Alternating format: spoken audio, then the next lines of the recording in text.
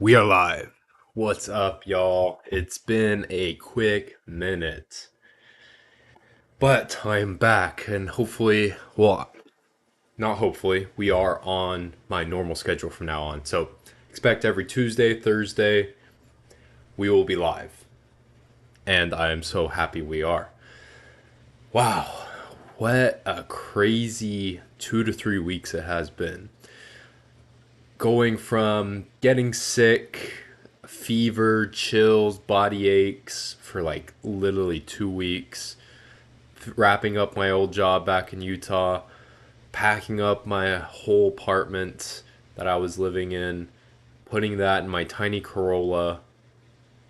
FYI, like it didn't fit everything, so I had to throw a bunch of stuff away. But I mean, it is what it is. I had to throw kind of like my monitors. I mean, they were kind of, I mean, I threw away my TV, my monitor. Granted, they were both free, so is what it is. I got a monitor for work now. Gonna try to secure another monitor. That way I can get literally the full setup. Yeah, it's gonna be sick. Maybe even add a third monitor. But it's been crazy. Drove from Utah to Colorado. Colorado, my brother lives there. And I was supposed to make it to Breckenridge because this is the rundown of kind of like that my whole trip. I was supposed to make it to Breckenridge, which is from Provo or Orem, where I was at. It's 6.5 hour drive. Not too bad. I've driven 18, 20 hours in one day. So I'll start driving, no problem, easy going. And then once I get past into Colorado, forget what the town was called, past Grand Junction. It's like Glenwood or something. I don't know, maybe not. But I literally get to there, and all of a sudden my GPS just does something weird, and literally instead of going straight through I-70 to Breckenridge, I was literally 2 hours away. It redirects me all the way around to go through Vale, so it's a whole kind of southern path, and that adds literally an hour, half, 2 hours. So instead of 2 hours left, it was like 4.5 hours left. And I was like, what the heck? Didn't tell me a reason why, it just redirected me. So call my brother, he doesn't know why. He's like, no, don't go through Vale, it's stupid, like it's gonna add another 2 hours to your trip. You should just go through I-70, go to Breck. I'm like, okay, cool. Oh, bear in mind, this is actually supposed to wake up at like 4:30, 4 o'clock that morning to start driving to meet my brother over in Breckenridge around 11 or noon. I did not set my alarm for 4:30 a.m. I actually just set my alarm for 4 p.m. I know, rookie mistake. So I woke up actually at like 6:30, and I was like, "Oh, freak, I'm late." But it's whatever. My brother was cool about it. He's like, "Oh, it's okay. You'll still get here like 1 or 2 p.m. Like no big deal." I'm like, "Okay, cool." So I ended up leaving around 7. So I was a couple hours behind where I wanted to when I wanted to leave, and it is what it was. Was what it was. I don't know what the saying was in the past tense, but I end up driving, literally get to this point. It's telling me to go a whole different way. It's going to add 2 hours. I'm like, what the heck? So I'm just like, screw it. I'm just going to keep going on this road, even though it tells me to redirect, go on the other road. Literally, I kid you not, a couple minutes later, literally standstill traffic. And it literally tells me to go the other way because adding another 2 hours going the long way is supposedly going to be faster than going on this road and waiting in traffic for who knows how long. So I end up going the southern route through Vale. I literally go through the mountains in my Toyota Corolla that's packed to the brim. And I'm literally going up these inclines, like legit 25, 30 miles an hour, and everyone's just passing by me. And I eventually get to this point where it's 2 lanes. Eventually it gets to 1 lane because the roads are so skinny and slim that only could fit one car at a time. So that took forever because I had a stoplight and we had to take turns from both sides of the traffic.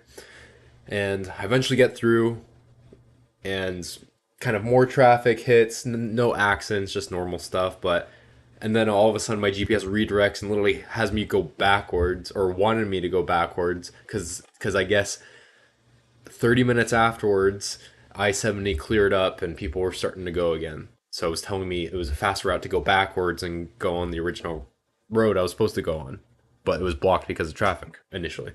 So I'm like, what the heck? I'm not going to do that. I'm just going to keep going. Yeah, long story short, I did not make it to Breck in time because my brother was going to leave around 3, 4 p.m. So I just met him back at his place, and I got there at 7 p.m. So left at 7 a.m., arrived at 7 p.m. Normally it takes 8 hours to get to his place, 7.5 hours, and it took 12 hours. So an extra 4 hours, you know? And then I stayed there Sunday, whole day. I was like, I'm not going to drive the next day. So chilled out. And then bear in mind, 2 weeks before I was sick with a fever and body aches and chills. My throat starts hurting on the at the end of this drive. I'm like, I don't know what it is. Like I'm done being sick. Maybe it's just like I don't know.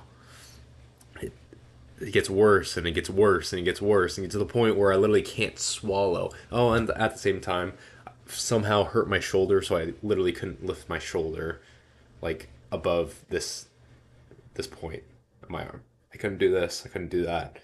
I could only lift it to this far. So I don't know what was wrong with it. That happened actually the day I left. So couldn't sleep at all because my throat. I couldn't like swallow because I couldn't eat. I couldn't sleep on my right side of my arm because my shoulder was hurting me. Like man, it was miserable. Matrix was attacking me, full on attacking me. But you know what? We're tough mentally and physically, so we're gonna push through it. So I get some medicine, helps me sleep a little bit at night.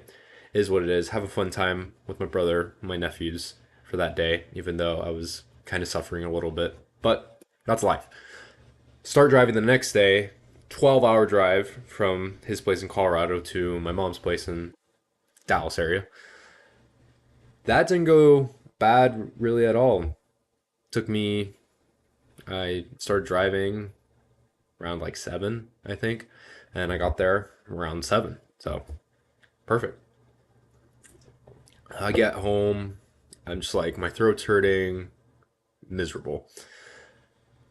So my and at the same time, like I would have gone to the doctor at this point, but I don't have actual medical insurance. I just have emergency insurance because I'm in between insurance until I start my full time job that Monday. And so I couldn't really see a doctor unless I want to pay like 300 or $400, which I wasn't going to do that for one doctor visit to tell them I'm going to prescribe you this medicine. But my mom has doctor friends. She works in the medical field and got to see one of these doctor friends off the record, and he just said, "Yep, you have." Well, that night, it pain went from my throat to my ear, so I'm like, I don't know what's wrong with me. It's just getting worse. So my mom checked and it's like, "Yeah, you probably have strep throat.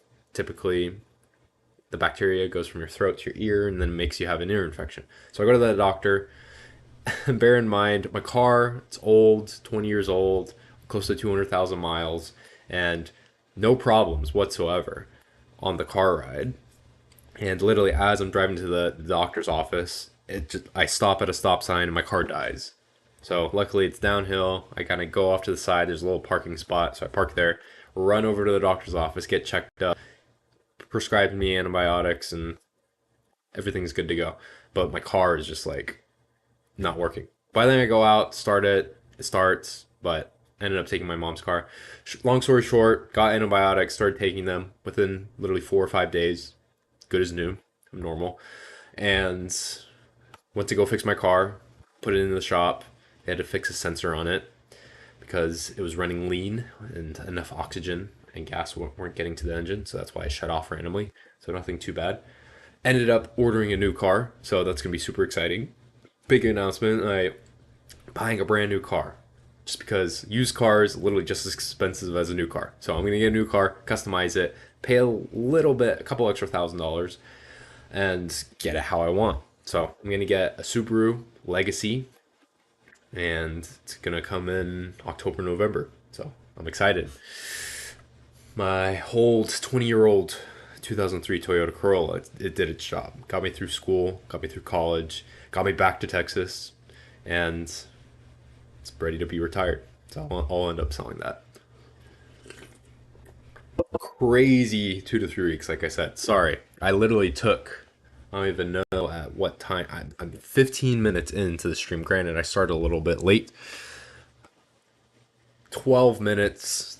Crazy story. It was insane, but it was one for the books, and I'm glad I can record this so I can remember it later on. But let's hop into the topic at hand. And I got a couple messages on Instagram after I posted this. This was going to be my topic tonight. Why I will probably never move back to Utah. And I know it's controversial, sorry, why I will probably never move back to Utah. So as what you're all aware, I was living in Utah. I've lived in Utah for like 6 years. Great time and everything like that. And I went in, so I went there for school, for college. I went there beginning in after I graduated high school. So 2016, I graduated in 2015, but so I actually at the end of 2015, I moved up to Utah to do my freshman year at BYU, and then after my freshman year, I went on my 2 year church mission to Japan. So I wasn't in Utah; I was living in Japan, and then I came back 2018. Ended up doing 5 years of school after that because I changed my major and everything like that. That's a story for another day. I'm pretty sure I actually already told that story, but ended up doing 5 years and then finally graduating. Definitely was time. So in total, 6 years I was in Utah. Going into Utah or moving to Utah at first, my freshman year, hear all the stigmas and stuff, and I'm like, I don't know if I really like it. I actually considered not going to BYU just because of all the stereotypes, and I just wanted to be a normal kid. All my high school friends were not going to Utah; they were going to Texas schools. So I'm here with literally virtually no friends, except for a few people that I knew from my own area that were also members of the church. And I go there, meet a good group of guys. Freshman year, had a blast. Come back from my mission, reconnect with a couple of my freshman year friends. Ended up having a really good experience at BYU in Utah in general, for sure. I really enjoyed my time, but it was just time to move on. I needed a change of scenery. The dating scene is weird there. I had lots of success in dating, but lots of failures as well, I will admit. And I just needed a change of scenery. And for work, it was really good opportunity to come back out here to Texas, be in Austin. I've lived in Austin multiple years and or multiple different stints at a time. Cool area, especially for a young person, young adult, and big in the tech sphere and industry. So I wanted to go into tech. It's a good opportunity for my career as well as my social life and everything like that. And there's lots of perks to Texas as well. No income tax. Yeah, property taxes are super high, but I mean, I don't have a house yet. And when I purchase a house, hopefully in the next 5 years or so, then things might change. But good overall. Summers are really hot. That's the downside of Texas. But other than that, really relatively mild winters. Close to family, lots of friends. There's four really big cities. I mean, I live in one big city in Texas, four of the biggest cities in Texas, so Austin being one of them. I'm 3 hours away from Dallas to the north. I'm 3 hours away from Houston to the east, and I'm 45 minutes away from San Antonio to the south. What's up, my guy Taylor? Bro, this is what he says. Bro, I've actually been highly considering moving to Austin for the comedy scene. Yeah, I mean, you got guys like Joe Rogan. You posted my guy Mark Norman. I love that guy. He's so funny. He does shows out here in Austin. And yeah, I'm sure there's a lot of other comedians here. I don't really follow the comedy scene too much, but yeah, there's lots of opportunity. So I move out here for business and tech. Someone else can move out here for the comedy scene. Other people move out here for maybe the restaurant scene if they're in the restaurant industry. There's a lot of opportunity here, and there's a reason why a lot of people are moving here, not just from California but from all over. And since I've been here, I mean, I've lived here before, but this is the first time I'm like full time. I'm in a house and everything, and a little bit more established, kind of planting a little some roots here. Whether or not I'll be here necessarily next 10 years, I can't say that, but in like a couple years, I'm going to be here. And it's just cool meeting people from different, because it is different here for sure. And yeah, people might say it's liberal, and sure, it is. Especially you down in the city. There's definitely very different people here. It's not it's not like your typical Utah, but at the same time, you can meet a lot of people from different backgrounds, different experiences. And I mean, I get a lot of different exposure for my company. My company is an international company, and I have people on my direct team that I work with. I was on a call with someone from Panama, a couple of people. One person on my team's from Brazil, another one from Panama. There's one in Slovakia. There's one in Ireland. It's literally international, and it's cool. And even people in the city, I was on a call with a couple other people that were just starting like me. I mean, I'm from the Dallas DFW area. There's a girl from Houston. We were the only two people from Texas originally, and then there was someone from like Boston area. There was another person from Maryland, Virginia area. Actually, there's two guys from there. But there's a ton of people from a ton of different places, and they've kind of established roots here because there's a lot of opportunity, and that's the cool thing. And I mean, there's opportunity in Utah, but I would have anyone argue with me. There's way more opportunity here, and there's way more opportunity in a lot of these other bigger cities than in Utah and Salt Lake area. And that's not saying Salt Lake and the Utah area doesn't have a lot of opportunities, but if you're gonna stay in there and you kind of constrict yourself to there, then you're gonna miss out on a lot of opportunities. Like, you think of many successful people out there. Sure, there's lots of successful people that live their whole life in Utah, but most of the successful people in business, they don't just live in Utah their whole career.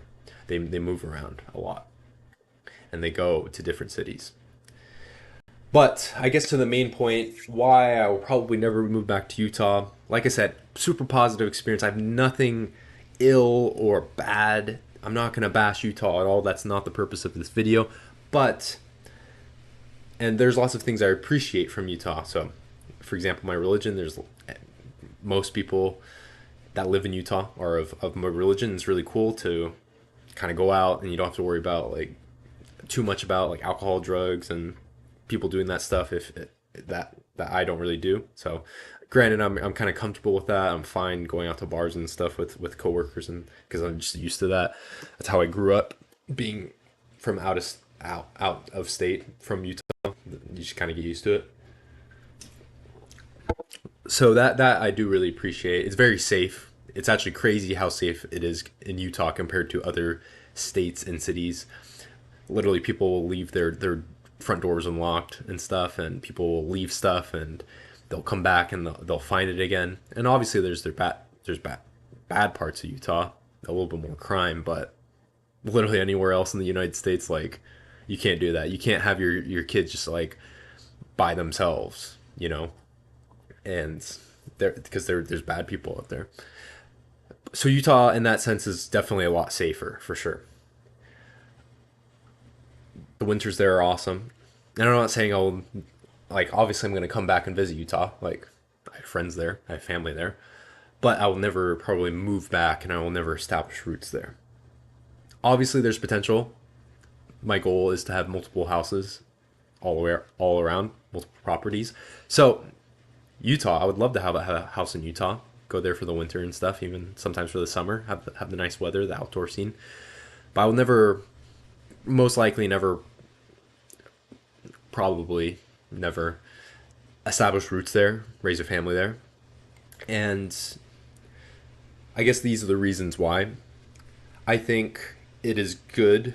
As much as I love Utah, it is not a very diverse place one of diverse thought and one of diverse, I mean, people, to be frank.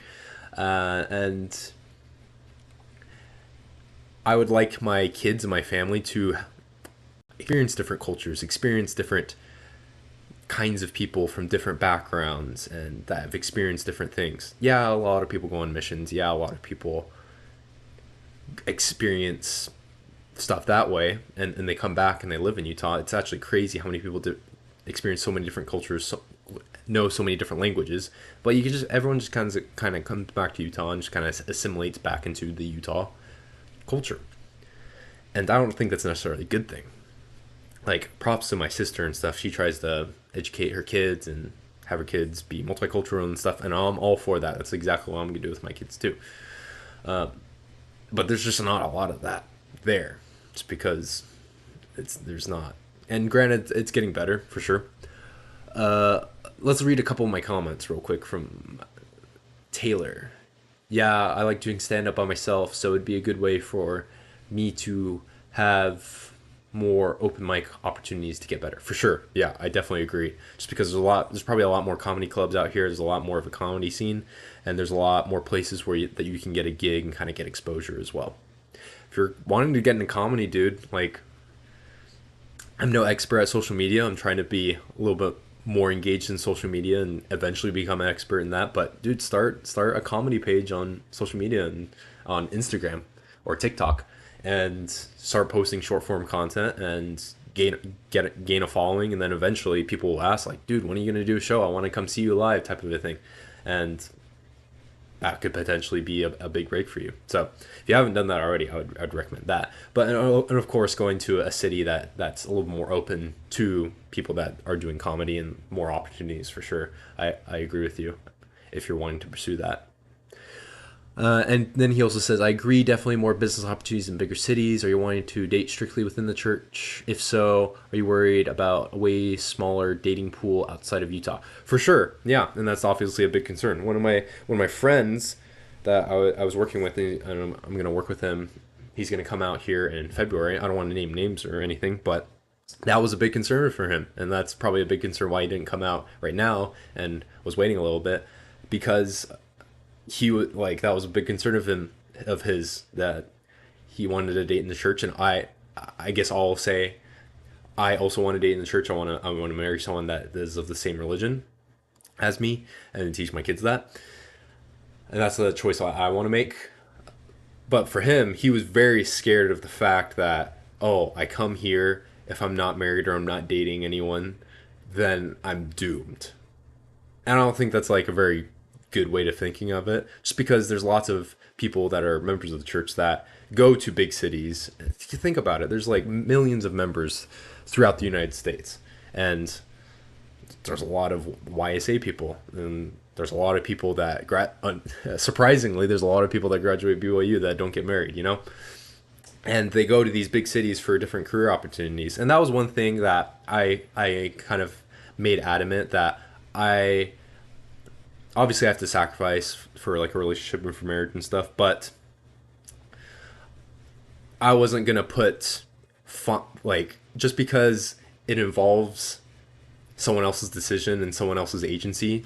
It takes two people to get married. I mean, maybe I'll be one of those chicks that just marries themselves. No, I'm kidding. I won't ever do that. But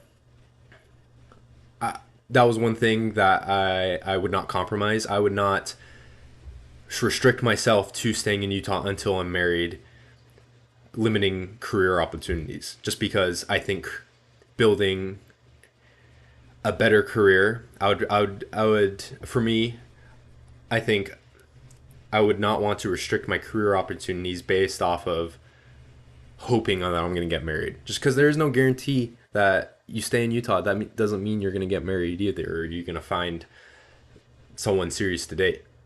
So that's my perspective on it. I wasn't going to limit my career opportunities, just because, like I said, I always tell people, if I really want to make it more of a priority, then I can always move back to Utah if I want to, and or I can just fly back frequently, make more money. I can fly back more frequently, and it's not a problem. So that was my thinking with that. But yes, 100%, and I'm not denying the facts that there are way more YSA members of the church that religion that I belong to, and that I believe in Utah than anywhere else in the world. Like it's a stated fact, and my chances here of finding someone that kind of meets my religious standards and stuff like that is dramatically smaller. It's not even close compared to what's in Utah. But then also, like, you have so many options. It's kind of like that one principle. I forget what the actual name of it is, but the more options you have, analysis paralysis. The more options you have, the more choices you have available, then the more picky you actually get. It's actually proven. I think they've done studies, not specifically on dating, but I'm sure they actually probably have. But they have done studies on options in grocery stores. That if you have so many options, people don't like that. I think it's around like 5 or 6 options is the ideal. If you have like 5 or 6 options in a grocery store for a specific product, let's just say like ketchup or maybe not cereal, or just think of it like a staple, like ketchup or mustard or some kind of like hot sauce or something. If you have too many varieties of something, then people actually don't end up buying the product in the first place. So you want to have kind of limited variety, limited options. That way you can actually make a decision. Because if you have a million different options, and compare this to the dating market, if you have a million different options, then why would you ever choose one option just because there's 999,999 other options that you can just be like, there's probably something else better. So that is that. But I do not deny the fact that it's drastically against my favor and drastically against the odds that I am better off here dating wise than back in Utah. All right, my dude Garrett, what are you gonna miss most about Utah in the West? Definitely the mountains for sure. Living there, it's nice having a sense of direction. Coming from Texas, we literally have no sense of direction, just kind of like where the highway is, and you kind of compare everything compared to that, or like a big football stadium or something. Whereas Utah, you can kind of tell the direction based off the mountains. And I kind of got used to the grid system and the all the different numbered streets. I still think that's kind of stupid.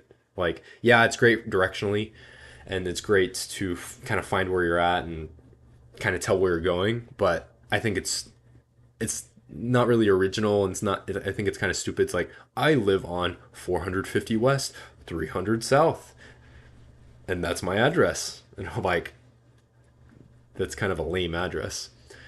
Like, that'd be cool. I live on 1462 Star Lane. I think that's more that's cooler type of a thing. All right, and then he said, "Are you ever gonna root for the Jazz anymore?" Well, clarification: I never rooted for the Jazz. It's funny because I actually had season tickets with my friend, and we were not even Jazz fans. We just purely basketball fans, or just Texas basketball teams. I mean, of course, I'm just gonna probably root for Texas basketball teams. Like if it at the end of the day, if it's like the Celtics, Marcus Smart's not on the Celtics anymore, so I'm probably not going to root for the Celtics, or like the Lakers versus the Jazz, then obviously I'll probably root for the Jazz just because I don't really like those other teams. But specifically, yeah, I'll root for the Texas teams, which the Rangers are actually doing pretty well. Haven't been really following baseball closely ever in my life, but they're doing super well. They made a pretty dang good trade. So that's that. I think that's kind of wrapping up the point of. Sorry, I got sidetracked on dating, but my thing that I was talking about like diversity and like different people, different experiences, and the cool thing about a lot of different areas, like for example, my brother moved to Colorado and he loves Colorado, and I actually really like Colorado too, just because it gives you a good mix of the mountains to the west, but then also the big plains, and that reminds me of Texas and it reminds me of home. The problem I also have with Utah, and I think it's going to be a huge issue in the next 20 to 30 years, is their infrastructure. Their infrastructure is terrible. Think about it. They have one highway, I-15, and if anything happens to that highway, all traffic everywhere gets stopped and you can't go anywhere. And eventually they'll do roads. They've been making roads around the lake and stuff, and I think eventually they'll make a bridge over the Utah Lake specifically, just because it it won't make any sense any other way because you can't really plow through the mountain and put a road there, or you can't put a road on top of the mountain. Engineering doesn't work like that. So I think, like I said, in the next 20 or 30 years, just because there are a lot of people moving to Utah from a lot of the highly populated cities of in California and New York, East Coast, West Coast, that they will have a very big problem when it comes to infrastructure. And this is like a double edged sword. So the cool thing about Utah is a lot of the people live in a valley. So there's Utah Valley, Salt Lake Valley, and it's really cool because you have the mountains so close. But that's also a downside too, just because lately the Wasatch Front, also the Salt Lake Valley, has been getting a lot more geologic or seismic activity per se, and that is a pretty big risk. Of course, they try to, like for the temple and Temple Square, they're totally redoing everything to make it more earthquake proof. But that if a big earthquake goes through, then I think that could be pretty dramatic. It could be pretty drastic, damage wise, for a lot of those people. But that's not my only thing. It's crazy that actually people build their house on the mountain or literally right below the mountain, because that's kind of stupid. You could have rock slides, you could have landslides. Coming from a geology major, every time we go into the canyons and we see houses up there, our professors are like, "These guys are idiots. They're houses are worth crazy amounts of money, but anything could happen and the house is gone, and those people inside will probably be dead." So along with that, just because a lot of people live in a valley, air quality is really bad, as well as there's just not a lot of space. It's crazy. Obviously, with your wealthier neighborhoods, wealthier areas, you can have more land. You have bigger lots. You can actually have yards. But for majority of the neighborhoods out there, they're very small yards, just because there's literally no space. And of course, people like move like more north or more south, and like, oh, you can have more land there, but then you're further away from your work. You're further away from economic centers.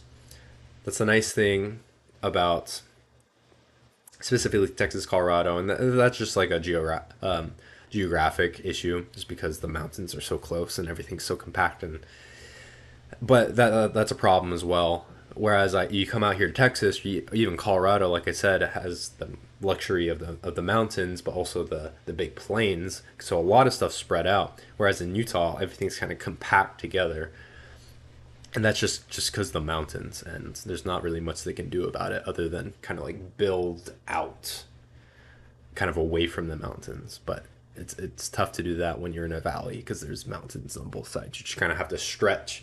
It's going to stretch north and south. It can't stretch radially like most cities can. So that was a big issue. So if you want a big yard, it's going to cost you lots of money, and with the way Utah real estate is right now, it's probably millions of dollars, say for an acre lot. But rather in Colorado is pretty expensive too. But there's even some areas where you can get that for a reasonable price, and definitely in Texas you can get land a lot cheaper as well. And you can have bigger yards, bigger lots, and you can even buy land.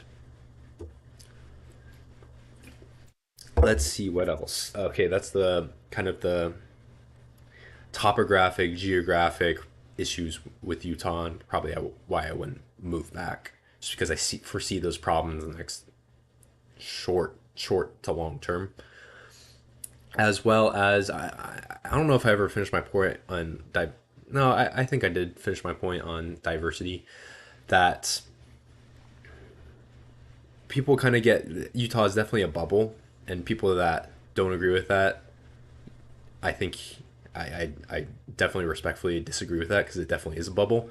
You literally go outside and of of Utah or anywhere, and people are shocked. It's like, oh, it's like this is how the real world is, and it's like, yeah, this is how it is literally everywhere else in the world.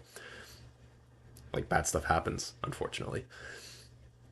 So because of that, people are very naive of a lot of stuff, and specifically for religion, this is a little bit the downside of being surrounded by so many people of your religion.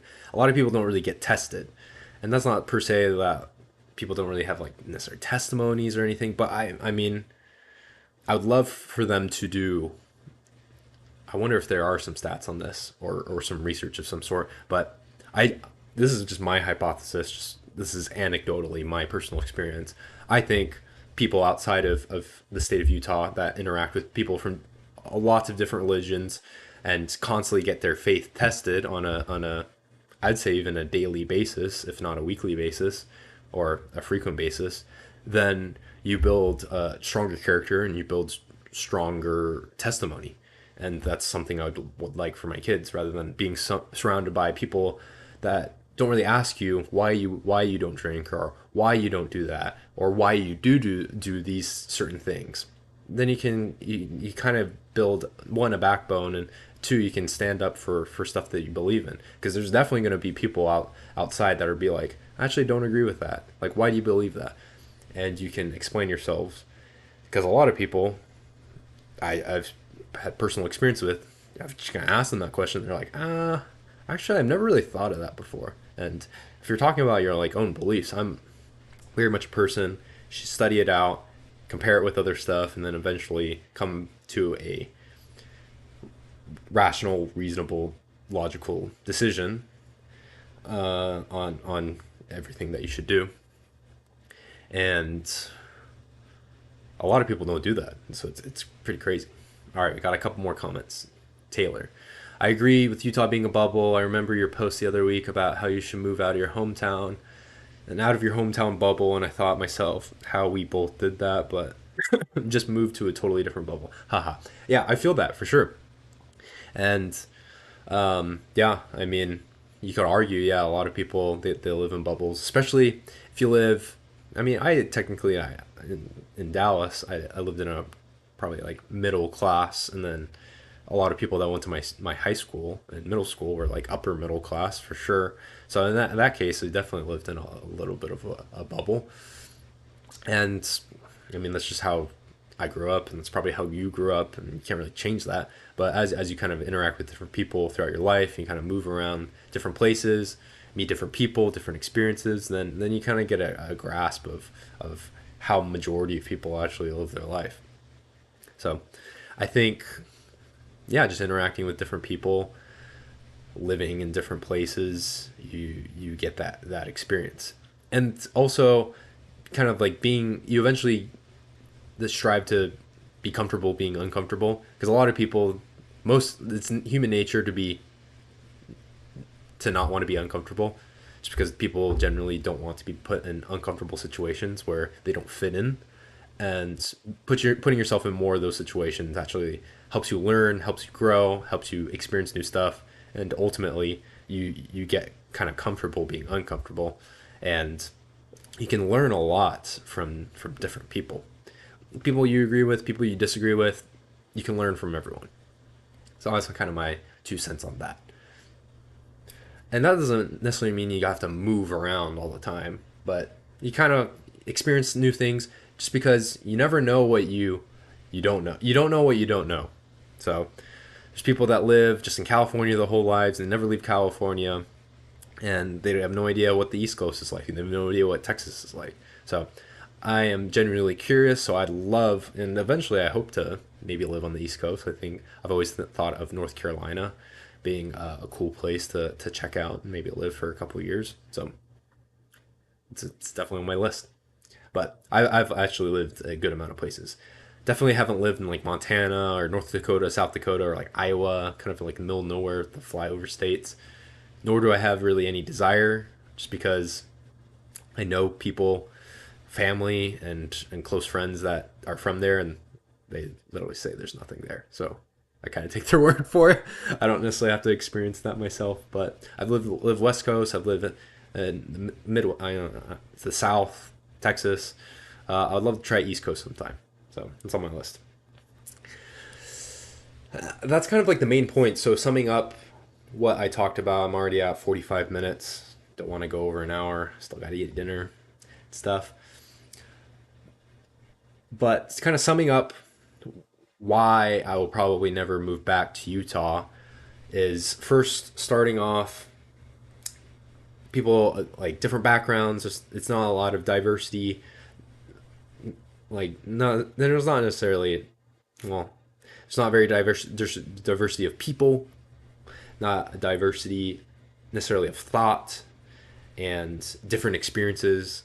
And there's just a lot of people that are just kind of like cookie cutter, like same people. And there's nothing wrong with that, but it's just kind of like boring, in my opinion. And if people are okay living boring lives, then more power to you. So that's one thing. Two, just geographically and the way that Utah is growing infrastructure wise and the geographic limits of Utah.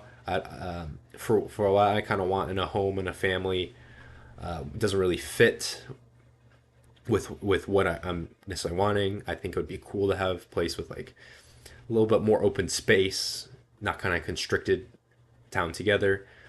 I'm gonna miss the mountains, but I can always travel there. I always travel there with my kids too. So geographically, I think there's gonna be some issues in Utah next like 20-ish years or so. And then also, what was I gonna say? That was my other point. And opportunity wise, I think Utah. I mean, this is stats, and I'm a big stats guy. It's right now the number one state economically in the United States. I think there's a number of reasons for that. I think it's still a relatively low cost of living there, other than housing, of course. And there's lots of economic opportunities, especially in tech. But as kind of tech slowed down a little bit for recession reasons, a lot of people have been laid off and not as many opportunities.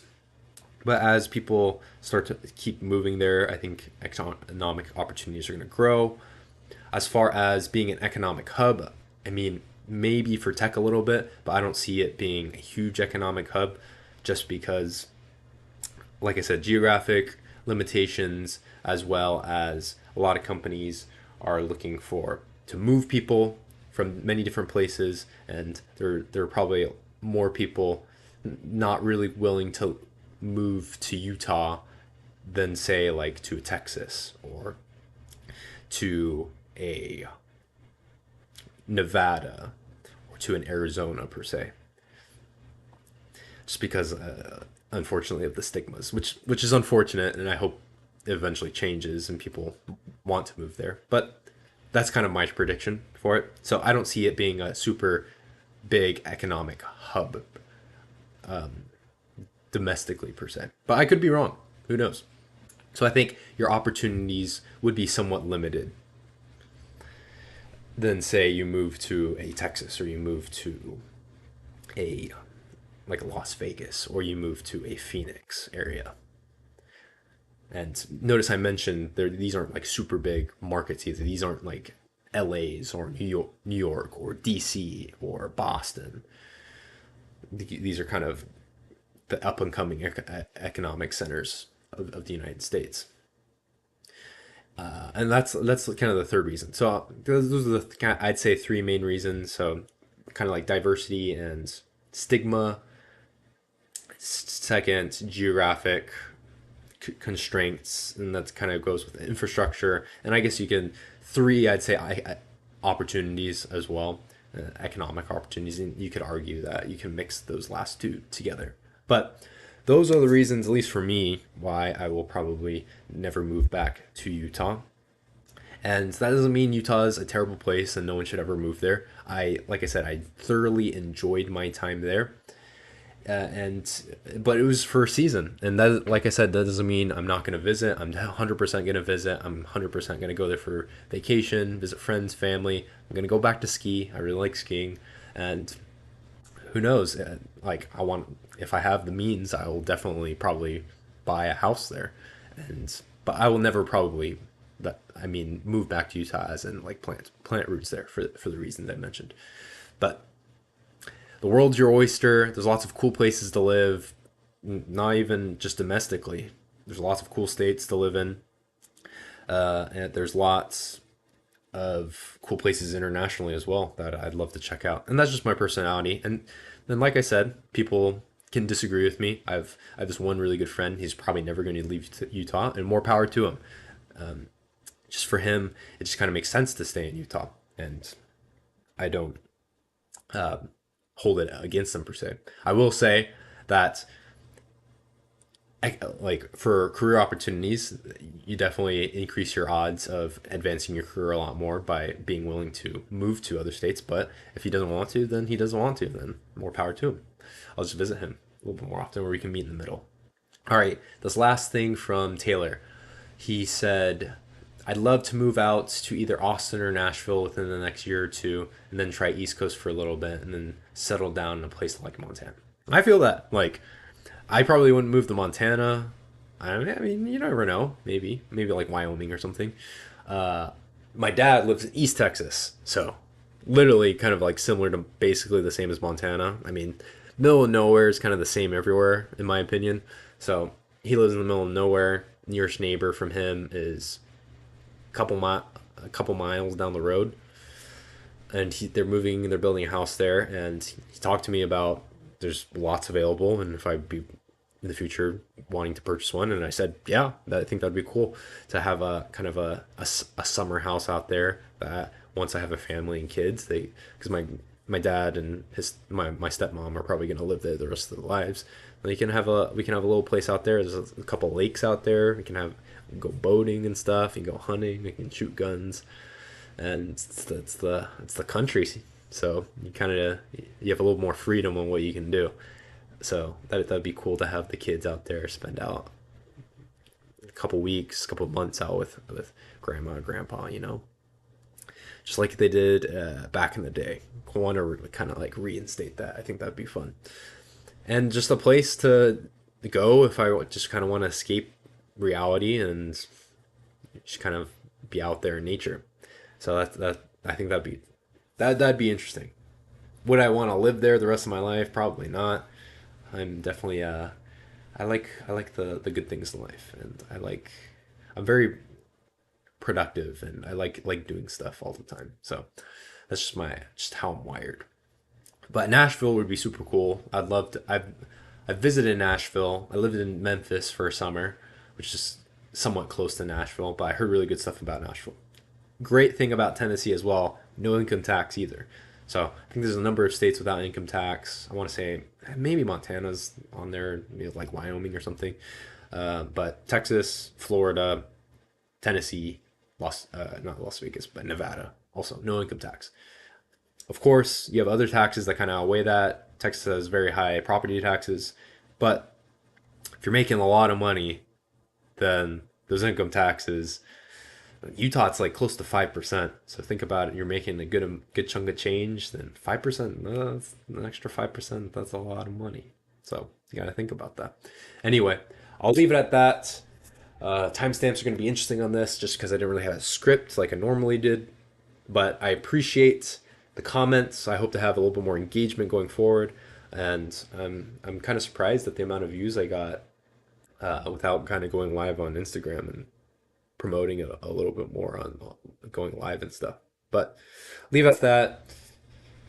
As with everything, trying to help you guys get stronger, smarter, healthier, wealthier. So go ahead, follow for more lives, follow for more tips, and stay pumped. Get in the gym. All right, I'll catch y'all later. I still need to do my TRT episode. I might do that Thursday. There's also a couple other things that I might have topics on, but topic will come out tomorrow. So I will see y'all then and wait for that announcement, and I'll catch y'all later. Peace.